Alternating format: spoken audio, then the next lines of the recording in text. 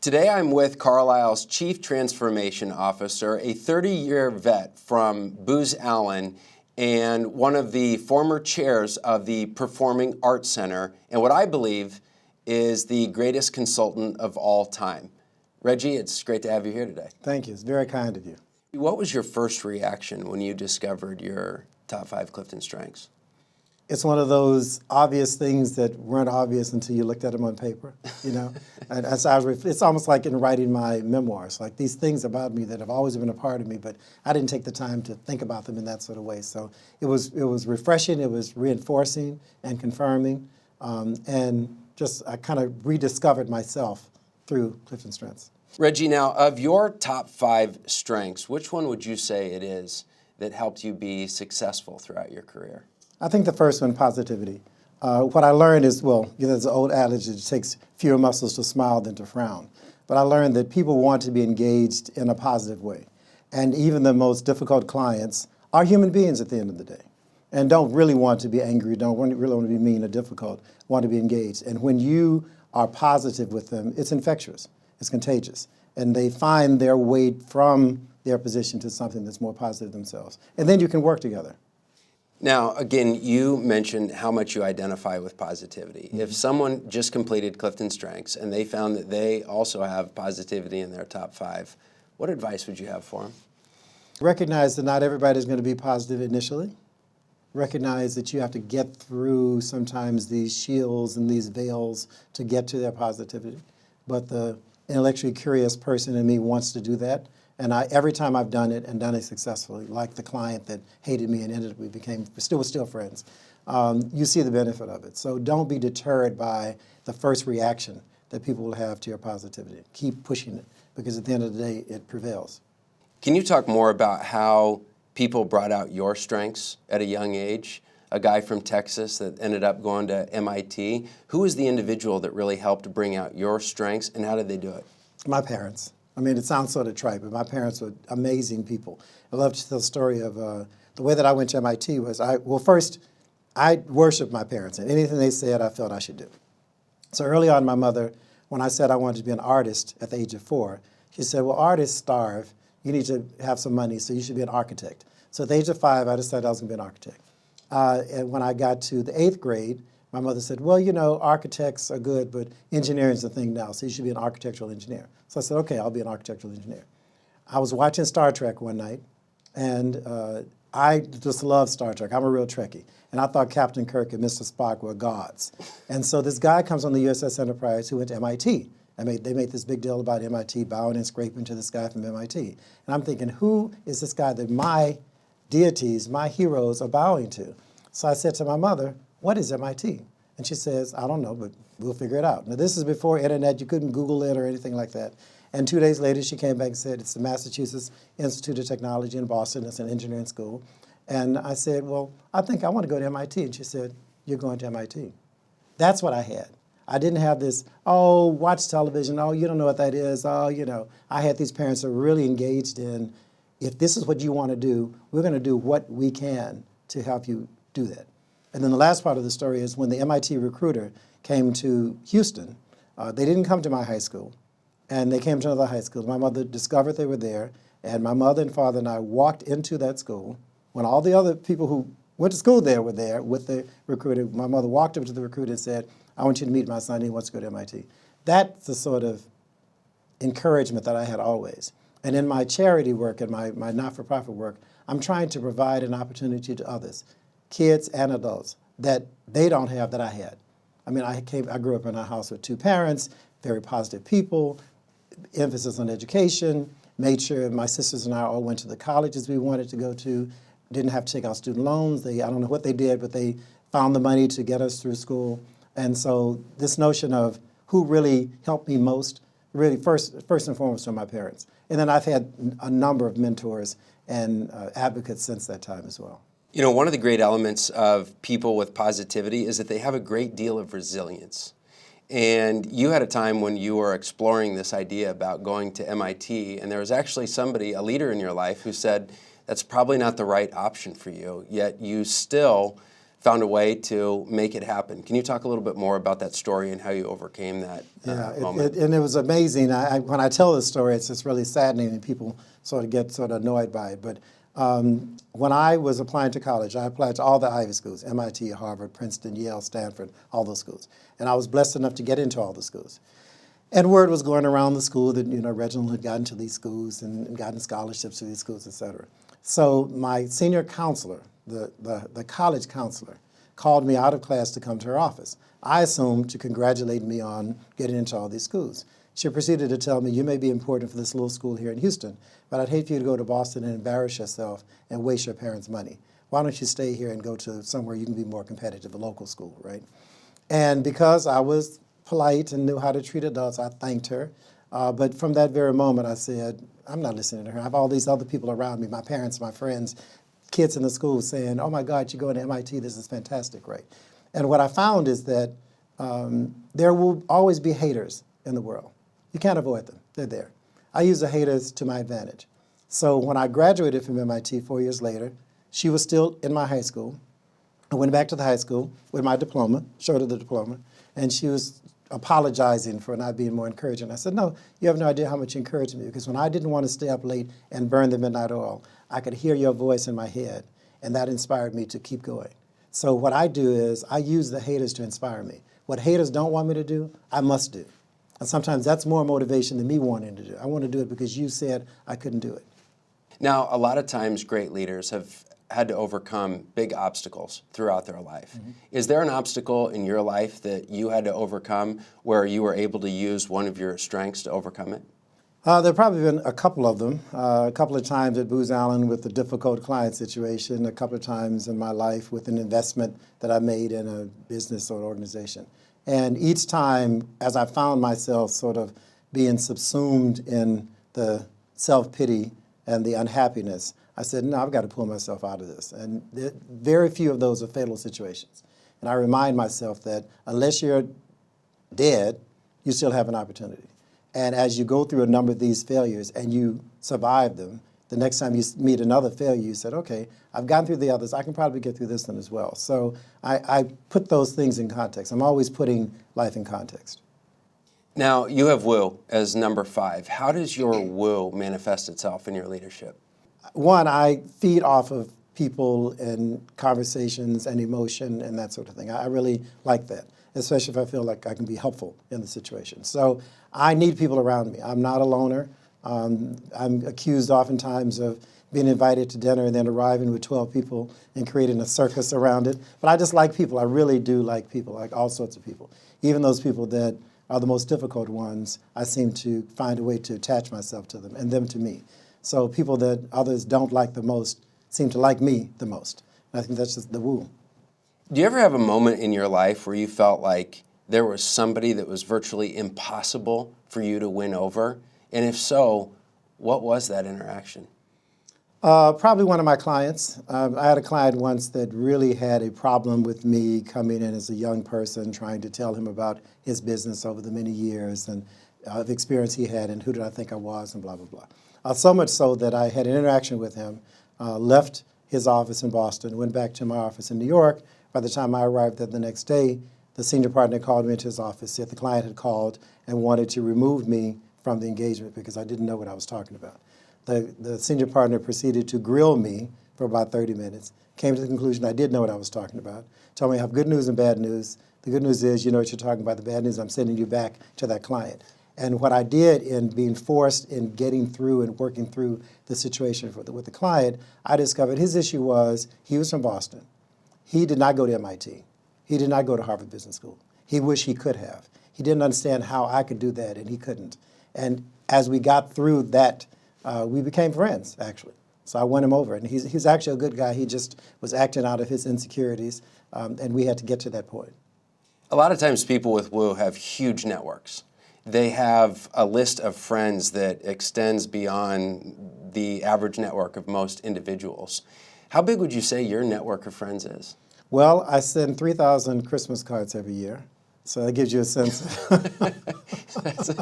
I used to sign them all. Now I don't quite sign them all, but And that's just a subset of the total people. There are probably 10,000 people in my contact list because I never leave anybody. I'd say my relationships may change, but they never end.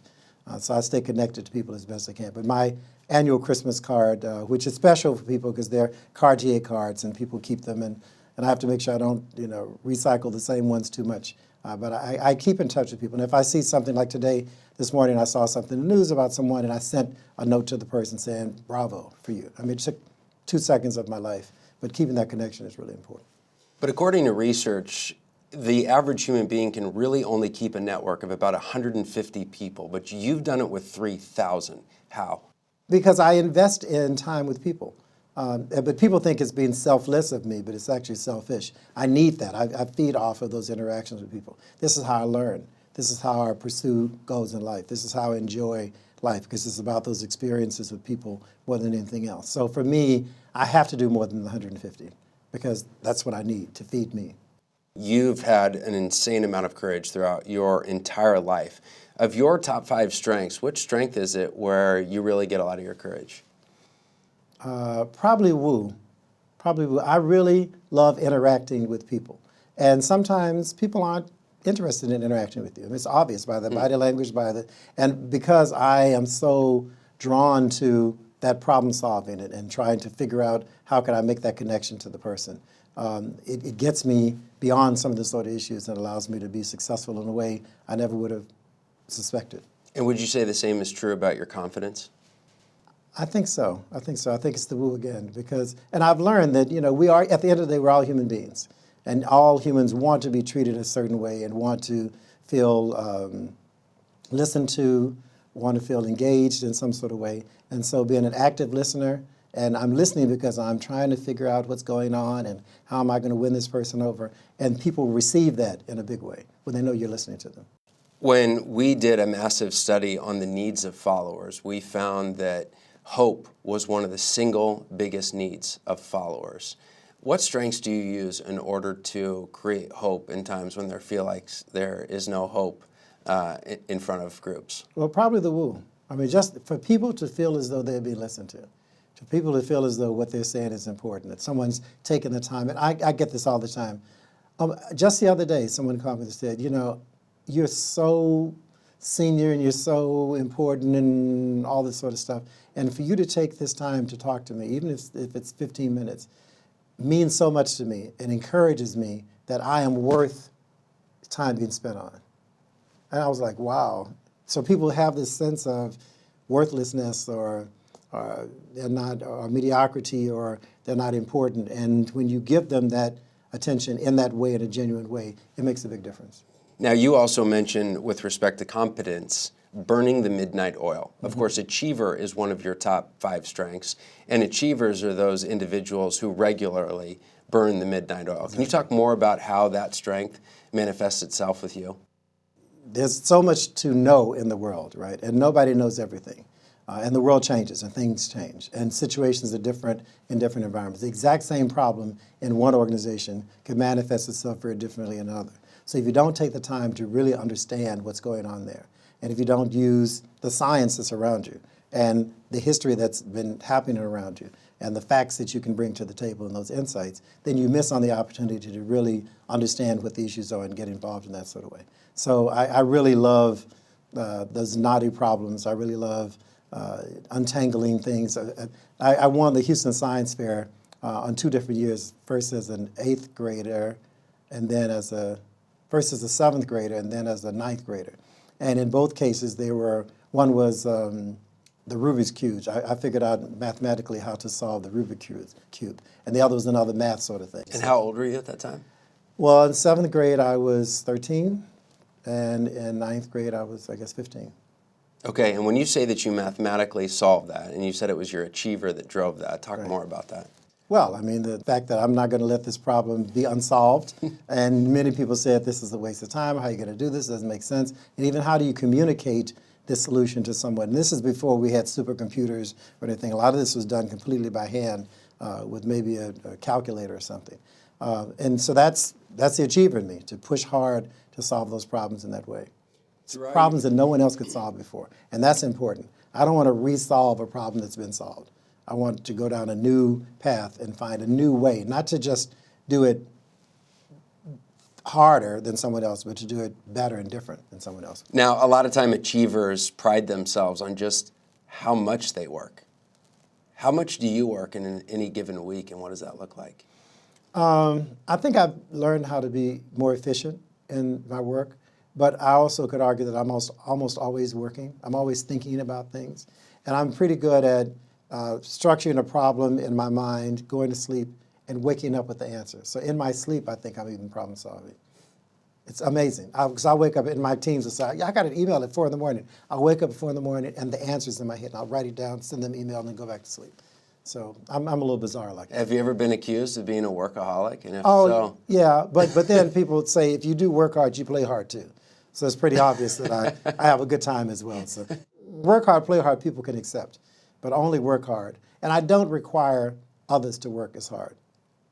Sometimes I will write an email and not send it because I don't want them to see me up at 5 and 4 in the morning, so they won't feel as though they have to do that as well. But I do get a number of people that feel as though they have to step up to my standard. And my standard isn't time, my standard is quality.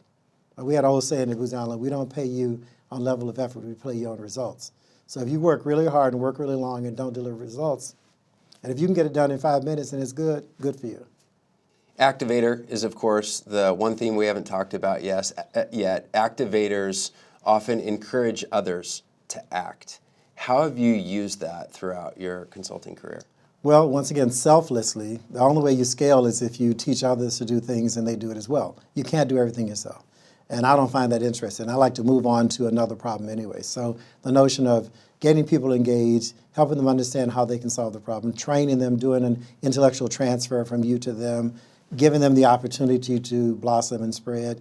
This mentoring thing for me is so important. And I've been blessed enough to be old enough now to see people who I mentored 20, 30 years ago that are doing amazing things. I just did a book signing for a friend of mine in D.C. last week who worked for me in Booz Allen, directly out of Harvard College. Then went on, after she worked with me for 2 years, back to Harvard Business School, went to investment banking, became a vice chairman at a big investment bank, amazing career, and she credits her success to some extent from my having worked with her. And so just the feeling you get from that to know that you did something that went way beyond you and scaled in a way that you wouldn't have thought is really important to me. People with Activator are very quick to give advice, but you have the right kind of patience and thoughtfulness to know exactly when the right time is to give that kind of advice. How do you do that? Well, some of it is that the advice has to be the right advice. And you may explain a situation to me, and that I may have seen that 3 other times with a different person. So with you, it could manifest itself somewhat different. So I need to understand a little bit more, do a little bit more thinking, test some things, because in my intellectual curiosity, I don't want to run to an answer. I want to make sure I got the core problem, not the symptom of the problem. And that's when it's important that the activators take the time to think through what the real answer is. The other thing is, it's important that people hear you. It's not sufficient that you speak. People have to hear you. And so sometimes the timing has to be right, the intonation has to be right, the approach to it that you get to it has to be right. And it's funny because advice I give people on when you say yes to things or when you make a statement or offer a point of view is, did you understand the implications of the question? Did you understand the impact that could have on the other person? And you have to think through those before you are so quick to speak. So your achiever is inspired to solve the world's hardest problems. Exactly. In your more than 3 decades of consulting, what's the hardest problem that you ever worked on, and how did you use your strengths to overcome it? Oh my God, the hardest problem I ever worked on probably was not in a business context. It probably was one of my not-for-profit sort of things. We did some work with Bill Clinton up in Harlem when he had moved there after he was president, and it was called the Harlem Small Business Initiative. And it was trying to bring competitiveness to businesses, small businesses in Harlem that were about to be made obsolete by downtown businesses moving into Harlem and taking over franchises, et cetera, like that. And so you had the problem of the economic problem. You had the cultural problem of people in small businesses that didn't have the sort of business acumen that a Booz Allen consultant had. You had the politics of the local political people there. You had the homeowners. It was all sorts of issues going on at one time. So it was a multivariate problem that had to be solved. Some of the stuff was hard quantitative things, some are very soft qualitative things. And so I think I called upon all of my all of my strengths in various ways: input, woo, achiever, positivity at different points in the solution to the problem. And what we created was an ability for those small businesses to survive. And many will tell you now they're there now some 30 years later because of that work. And that it's expanded beyond Harlem into other urban areas as well. So that was a hard problem, but an amazing feeling of success once we got through it. Now, when it comes to community, one of your 4 C's, you not only know how to build community within your personal life, but you know how to build community in a professional life. There's even stories about one time at Booz when you had a fashion show, if I remember correctly. Can you talk more about the importance of building community at work, but also what strengths did you use in order to build those communities? Well, in a business, if you want your business to scale and you want it to scale in the right sort of way, you can't be everywhere. You have to have agents out there that are thinking about the business the way you are, thinking the sort of cultural values and core values that you'd have, thinking the skills necessary to prosecute the business in the right sort of way. So the notion of building that community, you're building a bunch of little yous out there. And it sounds selfish perhaps, but that's what you need to do. And so the fashion show thing is when I was running Booz Allen's New York office, it was at the time when the notion of casual Fridays, business casual Fridays were new. And of course, we said, okay, people can come casual on a Friday. And people came in all sorts of inappropriate things. And so I was asked, as the managing part of the office, to come up with a dress code for the office. So first I put a community together of representatives from different levels of the firm and different functions in the firm. And then I decided the best way to launch it was to do a fashion show. And everyone in the audience had a card that says yes or no. And when they came out, you could decide whether, yes, this is appropriate for Casual Friday or not. And some people had beautiful clothes, but they were things you'd wear to a disco. It wasn't a thing you'd wear into an office, right? You'd wear golfing or something. And then to make it interesting, I had 2 surprise models. I had Naomi Campbell to be one of the, she was a big model in that day, and a male model as well. So I mixed the fun in there, but the lessons that people learned was, okay, it's okay to figure out how to dress in the office. It's not them imposing upon us something mean and hateful. This is a fun thing as well as a good thing and the right thing. But I engaged the community both in creating the dress code, and then the way that I launched it wasn't just sending around a memo saying this is how you must dress. I engaged people. Can you talk about now with the work that you're doing at Carlyle and the culture that you're trying to create, especially in this environment where people are working remotely, where they're working in a hybrid situation? What does that look like? Well, once again, we discovered that first, our productivity has remained very high. And I think it's because we've made a real effort to determine when you can and should work remotely, and when you can and how should you work in the office collaboratively with others. And we took the time to figure out what are the teams that you collaborate with, and are they going to be in the office the days you are? And we really tried to organize that sort of team approach and collaboration and innovation approach in the right sort of way. And people like it. People really enjoy the freedom of, I don't have to be in the office 5 days a week. Everybody wants to be in the office, but nobody wants to be in the office 5 days a week, with very few exceptions. And so they kind of got their cake and ate it too. The notion of flexibility, I can run and do this with my kids, or I can take a call from over to the side when I'm at my kid's baseball game because it's all virtual. And when I need to be in the office with others, with the people I need to work with, I can do that as well. So it's really been good for us. People have really enjoyed it. When it comes to human-to-human interaction, there are 2 things societally that are pulling us apart from human-to-human interaction. One is technology, and the other one is this idea of remote work. What should leaders do now in order to ensure that human-to-human interaction remains and is strengthened? Well, on the second part, the remote work, it is fine to work remotely when the work you're doing doesn't require interactions with people and no collaboration or no deep thinking and problem solving. And so for me at our firm in particular, our rule is 3 days a week in the office working with others. But those 3 days have to be spent doing work that's collaboration work. If I'm sitting in my office and you're sitting in your office and we're on Zoom in 2 different offices, we may as well be at home or on the moon. But we need to find ways that we interact. And so those collaborative interaction teaming exercises are what you need to do when you're in the office. And for those, what I found is if you have to have some efficiency around the time I'm collaborating with you, it's even better for me. So I can't waste a lot of, I could sit in the office and waste a lot of time, or I could say, they're in the office these 2 days, we've got to get this stuff done.